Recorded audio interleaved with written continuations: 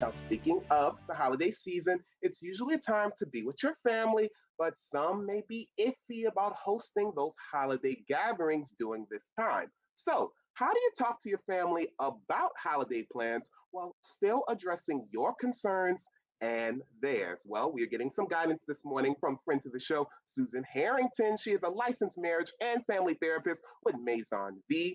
Susan, welcome back to the show and happy early Thanksgiving. Well, thank you. It's the best week in the world, Thanksgiving week. It's when we can give gratitude and appreciate, right? And still be with one another. It's lovely. That's what it's all about. And as we prepare for Thanksgiving and the upcoming holiday season, there are some things we need to keep in mind. What are those things? So, it's really important. We've been living through this pandemic and living with this pandemic and all the things that come around it now since March and even before that for some folks, which is really awful.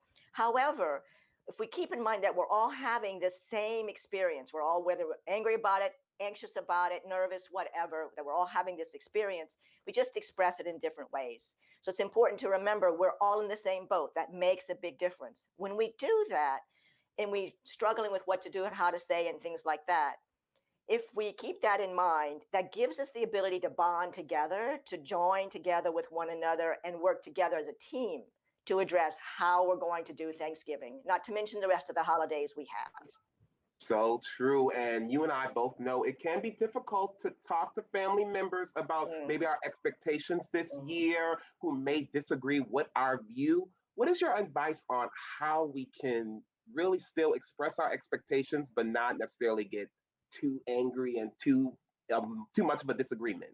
Isn't it something that we're still struggling with this concept of how to interact with each other? Every time there's an event, we think of it differently when there's something that's really the same. It's regretful that we're doing this, whose side are you on, so we know what to do, as opposed to thinking collaboratively and thinking like a joined person, families. And so if we engage ourselves in some proactive conversation, yes, it's Monday and Thanksgiving is a few days away. We're thinking about who to invite, who to be there, how to have them. All those things have already been decided. And so if we look at this from this place of how can we have a conversation where we're teaching our children and modeling for our children equality, it's really important. It So there's is some very really simple important. steps that we have up on the wall here. Before I go have this conversation with you, I need to check out my own emotional state.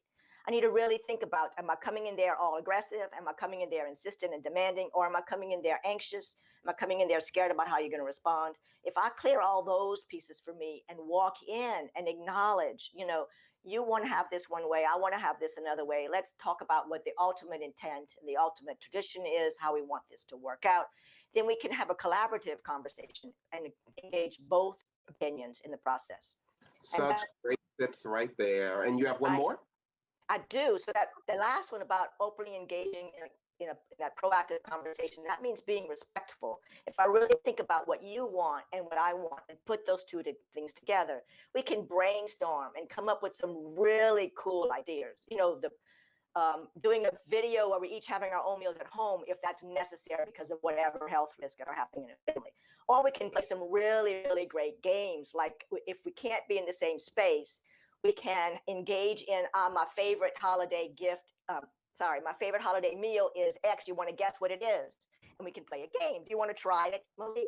I do want to try it. And before we play the game, I just want to say these are really powerful tips. I always say feelings are not facts, That's but you are entitled to your feelings. And yeah. it can be hard sometimes to really try to communicate that to someone you may Mm. disagree with strongly. But checking your own emotional state and trying to have that respectful and professional conversation really can help. Now that we got that out the way, yes, I want to play a game for people out there who may not be able to have a good time or see their loved ones during this pandemic for the holiday season. This is a game you could play socially distant. Tell us about it. Exactly. So I'm going to name my favorite holiday recipe. I'm going to describe it. And what I want you to do is try to guess what that item is. Ready? Ready and play at home, everyone. Play at home as well. I'm ready. Oh, yes. So, for example, you walk into the house and you smell something warm, comforting. You can tell it's been in the oven baking, and all it does is soothe all the little insides for you when you smell it. Smells That like could be mother's anything. love. Oh, apple pie? Nope. That's a good guess, but that's not it. It's not apple pie. It's not dessert. It's not dessert. Macaroni and cheese. No. Stuffing? No. A mother's love. My mother's going to kill me when she sees it. She's like, you know all that stuff I make for Thanksgiving? I don't Oh, know. I mean, that's how you're thinking. You're thinking about your mom. I'm thinking about my mom. tell me what it is. Let me see, and then we'll play another one. Homemade bread. Uh, so good. One of my producers, Kagan, she's like, I do it. By the way, I made homemade bread one time for Thanksgiving. Mine did not turn out as well, but I'm sure it still made the house smell so good. I love that. So again, a game you can play at home with people, or if you're socially distant, right? And maybe you can get on a Zoom call and do something like that. Yes, and Susan, exactly. And when I take out that bread and I got everybody guessing it, we can all be sitting very close together. And at the very same time, you're like, take a picture and post it up and be like, this is what we did. And we did it all safely and distanced and it was all great. Putting these things out there and showing that it can be a really great holiday would be just so warm and loving.